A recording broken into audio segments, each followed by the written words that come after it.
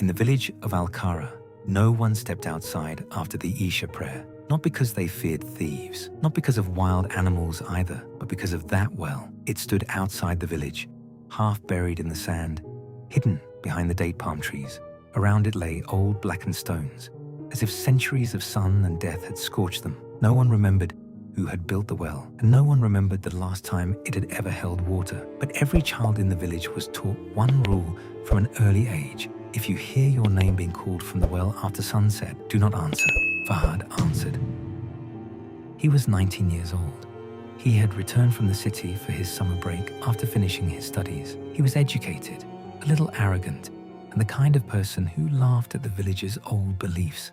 His grandmother had warned him over dinner that night. "Don't go near that side after sunset," she had said in a low voice. Fahad laughed. "Grandma, who still believes in stories about jinn and spirits these days?" His grandmother looked at him without blinking. The beads of her tasbih moved slowly through her fingers. "Not everything old is just a story," she said. "Some things stay alive because they are fed." Fahad took a sip of water, mocked the warning, and brushed it off. That same night, the village lost power. The entire area was swallowed by darkness. The fans stopped. Hot air was trapped inside the rooms. And outside, the silence felt as if the whole world had stopped breathing. Fahad stepped outside with his phone's flashlight. The sky was full of stars, yet the darkness still felt heavy, strange, suffocating, as if something were hiding in the air. And then, someone called his name. Fahad. He froze. That voice, it was his mother's. His throat went dry. His mother had been dead for 7 years. The voice came again. This time, it was closer. "Fahad, come here." His heart began to pound violently in his chest. At that moment, his feet should have carried him straight back home. But grief can make a person do the stupidest things. And he followed the voice. As he moved between the date palms toward the well, the beam of his flashlight trembled in his hand. His footsteps sank into the sand. The wind had gone still, as if the entire desert was listening to him. Within moments, he reached the well. Under the moonlight, it looked even more terrifying than before. The moment Fahad stepped closer, he felt a sudden chill, that kind of cold in the middle of the desert. It wasn't normal. Then he heard someone crying from below. No, it wasn't just crying. It was a desperate plea for help. "Fahad, my son, get me out." It was his mother's voice, shaking. Fahad moved to the edge of the well and pointed his flashlight down into it. At first, he saw nothing but blackness. Then, something moved, and in the beam of his flashlight, a face appeared below. His mother's face. The same eyes, the same lips, the same forehead, the same pain. She was clinging to the stones, as if something had trapped her down there. "Fahad, hurry, it's so cold." Fahad fell back in horror. His hands began to tremble. His breathing turned rapid and uneven. He whispered with difficulty. And then the crying below suddenly stopped. The entire desert fell silent. Then, from inside the well, came laughter. It was not human laughter. It sounded like many voices trying to come together and imitate a human being. A shock ran through Fahad's entire body.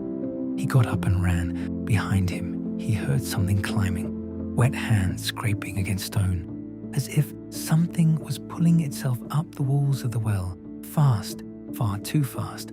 That first night, Fahad somehow made it back home and slammed the door shut behind him. His grandmother was already awake, as if she had known all along. "You answered it," she said quietly. Fahad could only nod. For a brief moment, a look of fear appeared in his grandmother's eyes. Fear Fahad had never seen in them before.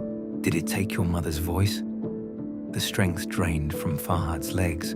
His grandmother stood up, opened an old wooden chest, and placed a small leather pouch into his hands. Inside it were black cumin seeds, coarse salt, and a few folded papers with verses written on them. Looking straight into Fahad's eyes, she said, "Do not open the window tonight. If someone calls your name, do not answer. And if you hear scratching at the door," she tightened his fist around the pouch, "do not open it, even if the voice sounds like mine." At midnight, the scratching began. Slowly, as if someone had started dragging their nails across the wood. Fahad sat on his bed, clutching the leather pouch tightly in his hand. Then a voice came. "Fahad, open the door." It was his father's voice, but his father was asleep in the room across the hall. His breath caught in his throat. Then the voice came again, this time much closer. "Son, open the door." Then his mother's voice. "Fahad, please, it's me." And then a third voice, a little girl's. Fahad didn't have a sister. By now, the scratching at the door had grown louder, as if something was trying to tear through the wood. The doorknob began to turn slowly. The pounding of blood echoed in Fahad's ears. Then, a whisper came right beside his ear. "Why didn't you save me?" Fahad screamed and spun around. There was no one there, but on the outside of his window, a layer of fog had formed across the glass, and on that fog, a handprint slowly appeared. 5 fingers. The fingers were far too long. Then, tap, tap, and slowly, a face pressed itself against the window. Fahad's entire body went numb. It was his mother's face, but not completely. Her skin was stretched far too tightly. Its mouth was stretched far too wide. Its teeth were flat, and there were too many of them. Its eyes were completely black, and it was smiling. A crack split across the glass. At that exact moment, his grandmother burst into the room. She threw salt at the window and began reciting verses aloud. The thing outside jerked back instantly.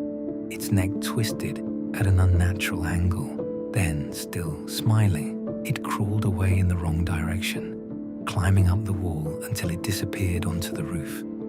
For the rest of the night, scratching and dragging sounds echoed from above. The village's secret. By morning, the entire village knew. But no one looked surprised, as if this had not happened for the first time.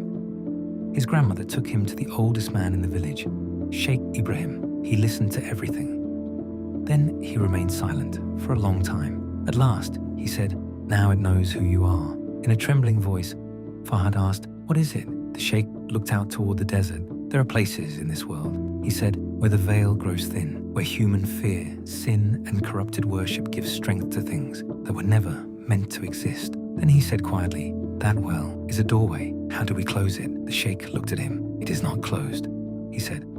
"It is sealed, and at any cost." The final night. After Maghrib, they all reached the well. Fahad, his grandmother, Sheikh Ibrahim, and 3 men from the village. They carried lanterns, ropes, and sacks of salt. The wind had grown stronger across the desert. Sand whispered along the ground. The sheikh gave them all one warning: do not look into the well, no matter what you hear. And then a lullaby rose from inside the well. The same lullaby, the one his mother used to sing to put him to sleep when he was a child. Tears filled Fahad's eyes. He lowered his head. Forming a circle, they poured salt around the well and began reciting verses. At first, nothing happened. Then, the ground trembled. A deep, ancient groan rose from inside the well. The lantern flames bent inward, and then, the stench of decay spread through the air. Wet earth, rotting flesh, and something else. Something that had died, but had never fully stayed dead. Then dozens of voices screamed from inside the well all at once. "Get us out! It hurts so much. Don't leave us here." One of the 3 men broke. Screaming, he ran toward the well. "No!" the sheikh roared. But it was too late. The man looked inside. For 1 second, he stood perfectly still. Then an empty smile spread across his face. And then, he jumped into the well on his own. There was no sound of him hitting the bottom, only the sound of chewing.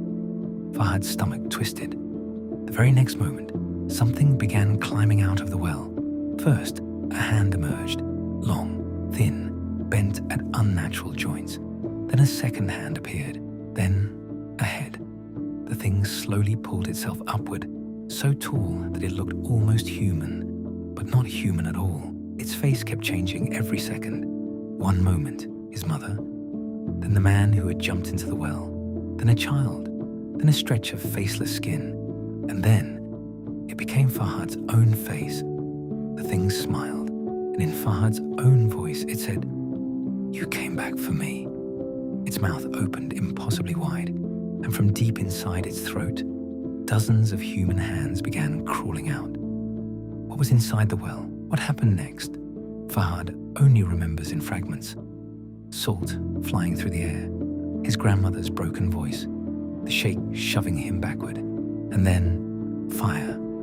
Someone's lantern had fallen into the well, And for one brief moment, everything inside was lit up, and what he saw left him forever changed. There was no water in the well, only bodies embedded into the walls, stuck to the stones, twisted into one another. Rotten faces, open mouths, fingers buried into rock, and at the very bottom, something enormous moved.